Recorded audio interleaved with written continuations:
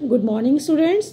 आज हम यहाँ रिमझिम का पार्ट 2 जैसा सवाल वैसा जवाब का अध्ययन करेंगे। जैसा सवाल वैसा जवाब अर्थात सवाल के अनुसार जवाब का होना। इस पार्ट में हम अकबर और बीरबल का किस्सा पढ़ेंगे। अकबर बीरबल का किस्सा तो आपने भी सुना होगा, नाम सुना है आपने बीरबल का।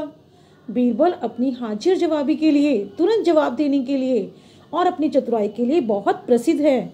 बहुत उनका नाम जाना जाता है इस बात के लिए, और यही कारण है कि महाराज अकबर उन्हें बहुत पसंद भी करते थे।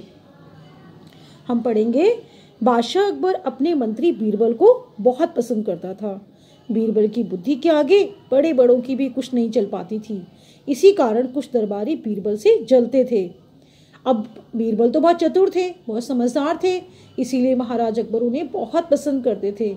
लेकिन जहाँ महाराज उन्हें पसंद करते थे वहीं बाकी दरबारी, बहुत सारे दरबारी उनसे जलते भी थे। जलना अर्थात उनसे चिढ़ना, उनसे ईर्ष्या करना।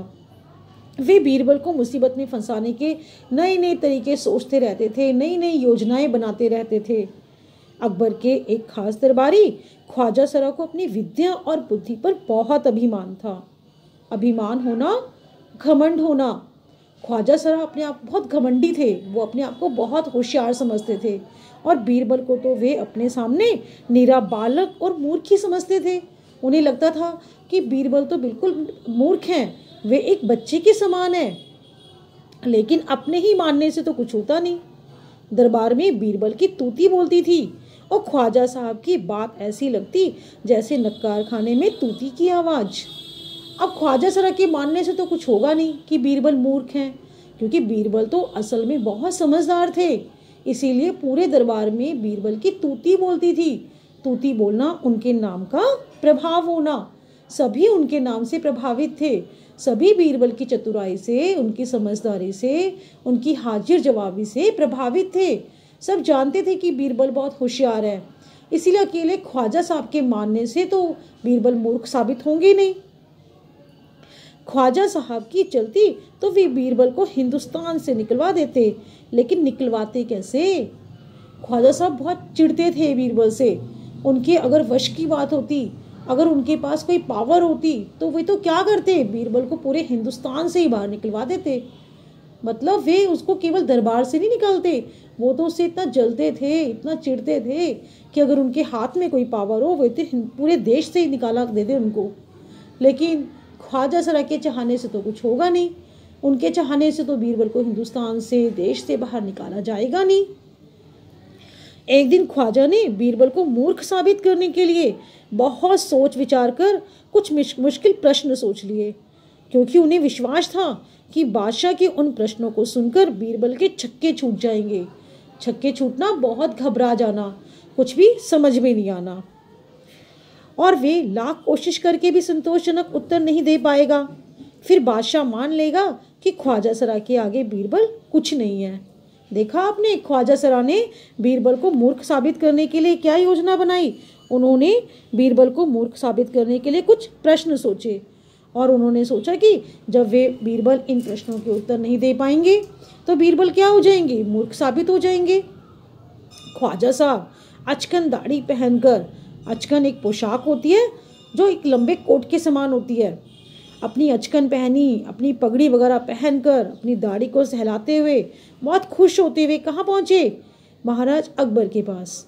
और सिर झुकाकर क्या बोले, बीरबल बड़ा बुद्धिमान बनता है, आप भी उसकी लंबी चौड़ी बातों के धोखे में आ जाते हैं, पर मैं चाहता हूँ कि आप मेरे 3 सवालों के जवाब पूछकर उसके दिमाग की गहराई को नाप लें। दिमाग की गहराई को नापना अर्थात उसकी बुद्धिमानी की परख लेना। उस नकली अक्ल बहादुर की कलई खुल जाएगी। कलई खुलना, भेद खोलना। यानी जो ख्वाजा सरा थे वो महाराज अकबर के पास पहुंच जाते हैं और उनके दिमाग में बीरबल के प्रति उल्टी सीधी बातें भर देते हैं। वो उन्हें कहते हैं कि आप बीरबल की परीक्षा लो, तभी पता चल जाएगा आपको कि बीरबल चतुर है या नहीं। ख्वाजा के अनुरोध करने पर, अनुरोध प्रार्थना करना, जब ख्वाजा ने इतनी प्रार्थना करी तो अकबर ने किसको बुलाया, बीरबल को, और उनसे कहा, बीरबल, परम ज्ञानी ख्वाजा साहब तुमसे 3 प्रश्न पूछना चाहते हैं, क्या तुम उनके उत्तर दे सकोगे। महाराज अकबर तो जानते ही थे कि बीरबल बहुत चतुर है, लेकिन फिर भी ख्वाजा सरा की संतुष्टि के लिए उन्होंने बीरबल को बुलाया और बीरबल के सामने 3 प्रश्नों के उत्तर देने की बात रखी। बीरबल बोले, जहाँपनाह जरूर दूंगा, खुशी से पूछे।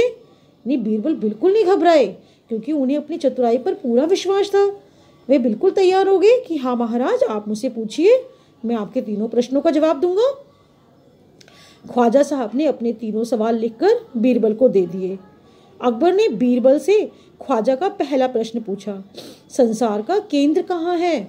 ध्यान से सुनिए, ख्वाजा सरा ने पहला प्रश्न कौन सा पूछा? संसार का केंद्र कहाँ है? अब संसार तो इतना बड़ा है, केंद्र अर्थात बिल्कुल उसके बीच का पॉइंट, सेंटर पॉइंट, उसका सेंटर पॉइंट तो कैसे नाप सकते हैं? लेकिन बीरबल तो बहुत चतुर थे, वो तो बहुत समझदार थे, वे जानते थे कि ख्वाजा सरा इस प्रकार के प्रश्न क्यों लेकर आए हैं, बीरबल को मूर्ख साबित करने हेतु। लेकिन बीरबल भी कम नहीं थे। उन्होंने अपनी चतुराई से ख्वाजा सरा के प्रश्न का उत्तर देते हुए कहा, वहाँ उन्होंने तुरंत जमीन में अपनी छड़ी को गाड़ दिया और कहा, महाराज, यही पूरे संसार का केंद्र बिंदु है, और अगर आपको विश्वास ना हो तो आप फीते से सारी दुनिया को नाप कर दिखा दे। अब आप बच्चों बताओ कि संसार को नापा जा सकता है क्या फीते से? पूरे संसार को महाराज कैसे नापेंगे फीते से? और जब वो फीते से नाप ही नहीं सकेंगे तो बीरबल को कैसे मूर्ख साबित करेंगे? अकबर ने दूसरा प्रश्न किया, आकाश में कितने तारे हैं? अब आकाश में तो इतने तारे होते हैं, उन्हें गिनना ही असंभव है। लेकिन फिर भी ख्वाजा सरा बीरबल को मूर्ख साबित करने के लिए इस प्रकार का प्रश्न लेकर आते हैं। बीरबल ने एक भेड़ मंगवाई और कहा, महाराज, इस भेड़ के शरीर में जितने बाल हैं उतने ही तारे आकाश में हैं, उतने ही तारे आसमान में हैं। अब आप बच्चों बताओ कि बीरबल ने अपनी चतुराई से कैसे ख्वाजा सरा को मूर्ख बना दिया। उन्होंने भेड़ मंगवाई और उसके बाल गिनने के लिए कहा। आपने देखा है भेड़ के शरीर में कितने बाल होते हैं? अब उसके बालों को तो गिनना इतना आसान काम नहीं है। अब जब उनके बाल ही नहीं गिने जाएंगे तो आकाश में से तारे गिनना भी असंभव है। ख्वाजा साहब को इसमें कोई संदेह ना हो तो वे बालों को गिनकर तारों की संख्या से तुलना कर लें। बीरबल ने कहा। अब बीरबल को मूर्ख साबित करने के लिए ख्वाजा सरा को क्या करना पड़ेगा? भेड़ के बालों को गिनना पड़ेगा, और जो कि वो कर नहीं सकते। अब वो भेड़ के बालों को नहीं गिन पाएंगे तो बीरबल को कैसे मूर्ख साबित करेंगे?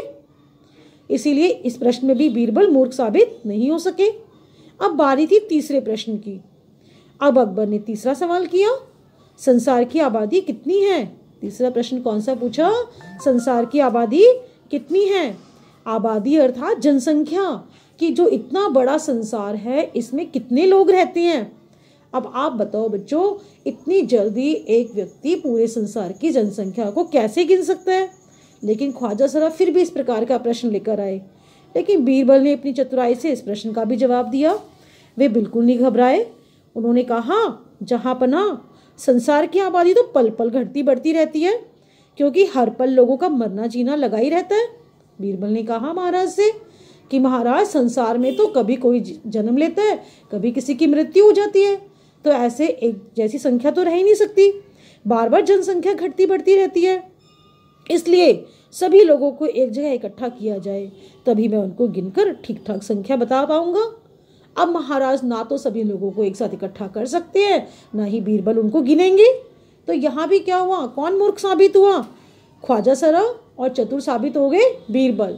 इस प्रकार से बीरबल ने 3 प्रश्नों के जवाब दे दिए और ख्वाजा सरा के पास कोई उपाय भी नहीं बचा कि वे बीरबल को मूर्ख साबित कर सके।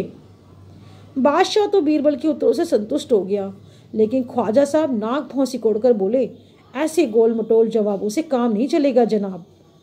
बीरबल बोले, ऐसे सवालों के ऐसे ही जवाब होते हैं, पहले मेरे जवाबों को गलत साबित कीजिए तब आगे बढ़िए। अब बीरबल के सवालों को गलत साबित करने के लिए ख्वाजा साहब को क्या करना पड़ेगा?